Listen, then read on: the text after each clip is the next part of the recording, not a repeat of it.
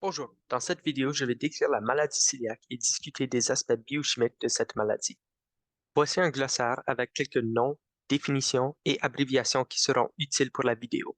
Pour commencer, quelques généralités sur la maladie cœliaque. Elle est connue comme l'entéropathie au gluten et une entéropathie, c'est une inflammation de l'intestin grêle. Cette maladie est une maladie du système immunitaire. Elle est auto-immune, qui veut dire qu'elle est provoquée par un composant normal de l'humain. C'est aussi une maladie qui est génétique. Donc, la seule façon d'être atteint de la maladie cœliaque, c'est d'avoir reçu la maladie de façon héréditaire.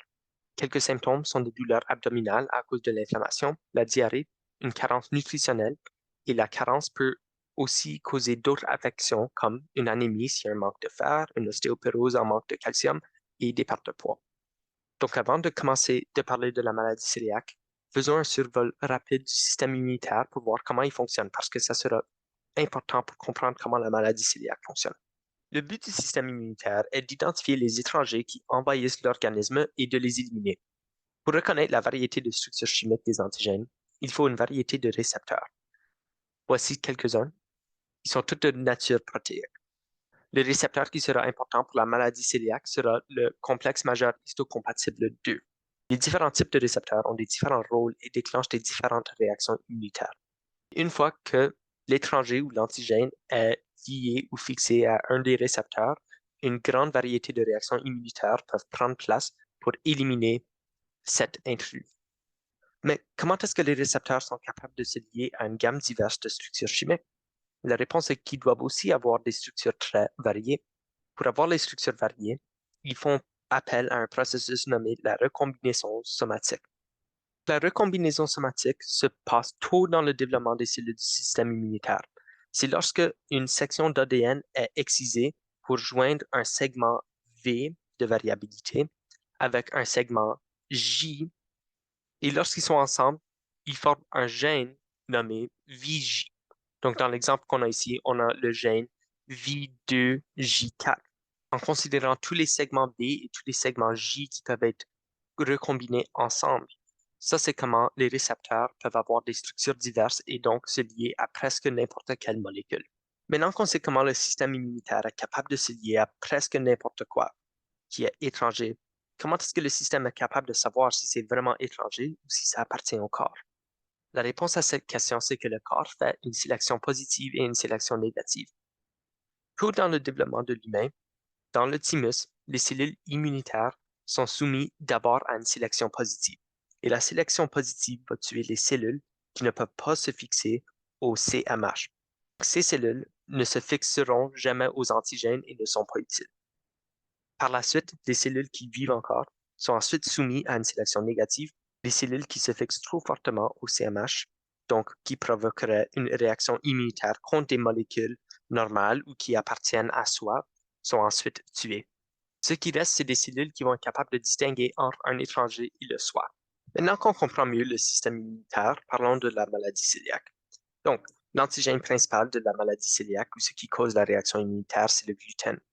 Le gluten est une substance protéique qui est retrouvée dans le blé, l'orge et le seigle. Son rôle dans ces plantes, c'est qu'il agit comme stockage de protéines pour les graines. Le gluten est formé de deux types de prolamines. Les prolamines sont des protéines qui contiennent beaucoup de proline et aussi de glutamine. Ceci confère une résistance à la dégradation et digestion par les enzymes. Les deux prolamines sont les gluténines, qui sont responsables de l'élasticité de la pâte, et les gliadines, qui sont responsables de la viscosité dans la pâte.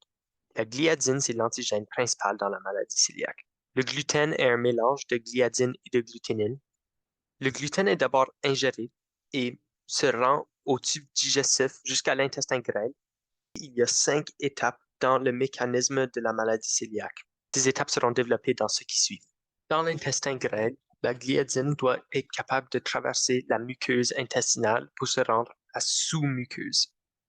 La façon qu'elle va traverser normalement, c'est par un transport paracellulaire, donc elle doit se faufiler entre les entérocytes, mais elle va aussi rarement faire un transport transcellulaire, mais puisqu'elle est assez grande comme molécule, c'est pas mal rare. Le transport cellulaire est aussi bloqué par les jonctions serrées. Les jonctions serrées sont formées de complexes de protéines. Les plus importantes sont les occludines, les claudines et les zonulaoccludines. Ces complexes jouent un rôle important dans la perméabilité de l'intestin grêle et ils sont régulés de façon très précise.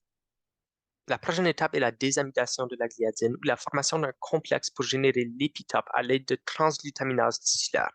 La transglutaminase tissulaire, ou TGT, est une enzyme qui modifie les résidus glutamine de son substrat. À cette étape, il y a deux options. Une désamidation ou l'enzyme forme un complexe avec la gliadine. Le rôle physiologique de TGT, c'est relié à l'apoptose, l'adhésion cellulaire et la cicatrisation. Cependant, elle est plus connue pour son rôle dans la maladie cœliaque. Voici toutes les réactions qui sont catalysées par la TGT. Les réactions qui sont importantes dans la maladie cœliaque sont les réactions A et C.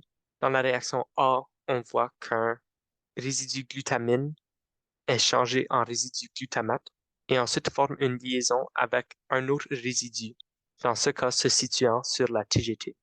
Cette réaction, c'est la formation du complexe TGT et gliadine. Dans la réaction C, la TGT catalyse la désamidation de la glutamine, donc la glutamine devient un glutamate.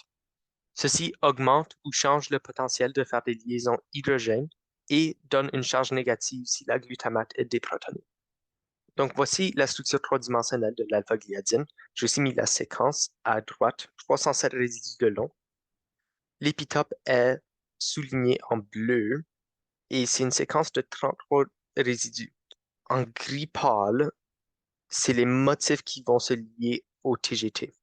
Et les résidus qui sont en rouge sont les résidus qui sont juste à côté des glutamines qui se font modifier par la TGT. Comme vous pouvez voir, il y a 3 résidus glutamines qui se font modifier sur l'épitope. En regardant la structure trois-dimensionnelle, c'est la partie bleue qui va se détacher du restant de la gliadine et c'est cette région qui va se fixer au CMH2 dans la prochaine étape. L'étape 3, l'internalisation de l'épitope dans une CPA et la formation du complexe CMH2 épitope.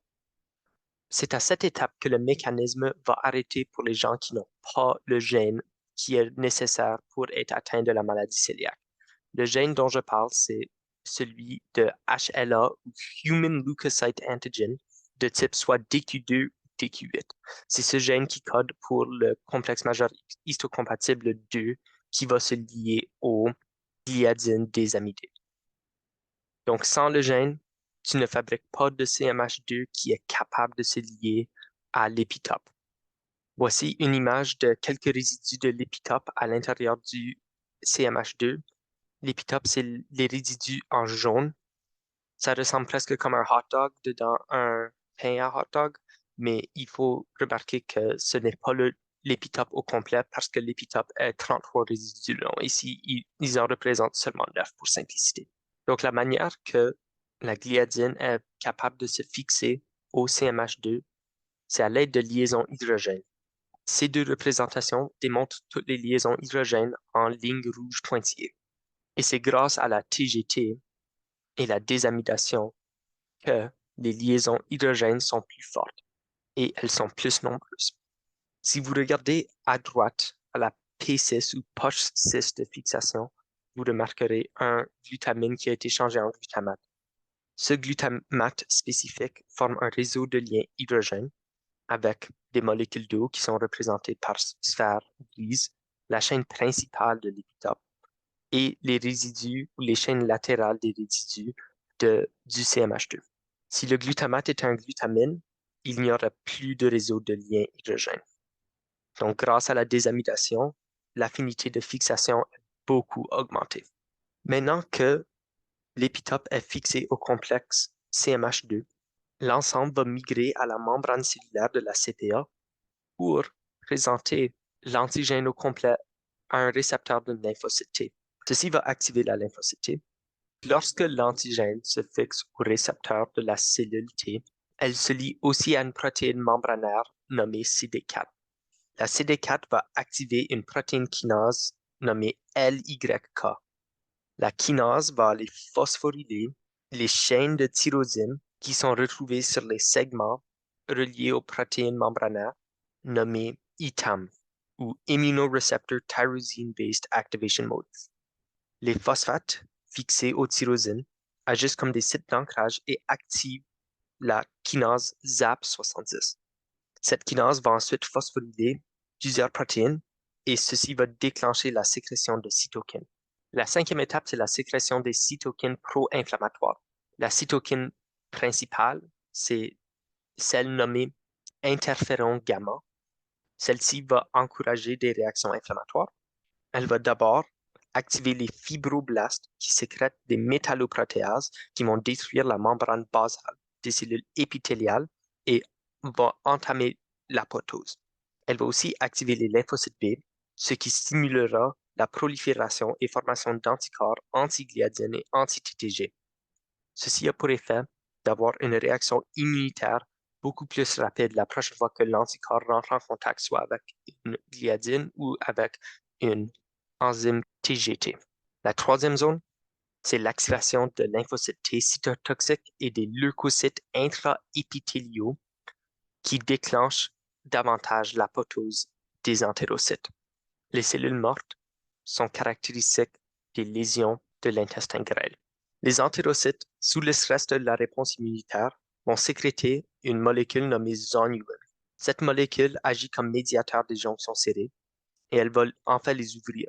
Ceci va augmenter la perméabilité qui va laisser passer encore plus de gliadine qui peut ensuite refaire tout le mécanisme et plus de réactions immunitaires auront lieu qui continuent donc une réaction en chaîne. Aussi, le fait que plusieurs cellules soient en train de mourir augmente aussi la perméabilité et laisse plus de gliadine atteindre la sous-muqueuse. Voici deux différentes biopsies de l'intestin grêle. À la gauche, c'est une coupe d'un intestin d'un patient sans la maladie cœliaque. Comme vous pouvez voir, les villosités sont beaucoup mieux développées. Ils ont une beaucoup plus grande surface de contact qui augmente l'absorption des nutriments. À la droite, c'est une biopsie d'un intestin d'un patient atteint de la maladie cœliaque. Comme vous pouvez voir, les villosités sont très minimes et même inexistantes. Donc, la surface de contact avec les nutriments est beaucoup diminuée et donc l'absorption de nutriments est difficile pour cette raison. Il y a seulement un traitement qui est très efficace pour la maladie cœliaque et ça, c'est la diète sans gluten. Malheureusement, plusieurs des autres traitements ne fonctionnent pas aussi efficacement qu'on voudrait. Cependant, il y a encore certaines recherches qui essaient de trouver de nouveaux traitements. Ces recherches sont des traitements avec peptidase qui vont dégrader le gluten davantage, comme ça elle n'a pas une réaction immunitaire. Cela est appelé la thérapie enzymatique. Il y a des inhibiteurs de TGT, nommés cystamine et KCC009. Certains vaccins ont été développés qui suppriment les lymphocytes T. Il existe des bloqueurs de HLA-DQ2, DQ8. Donc, comme ça, la transcription ne peut pas avoir lieu et la formation de CMH2 qui peuvent se lier à la gliadine déaminée ne se produira pas. Et il y a aussi certaines recherches qui essayent de créer du gluten modifié génétiquement qui ne présentent pas des structures qui seront aussi immunogènes. Merci d'avoir écouté.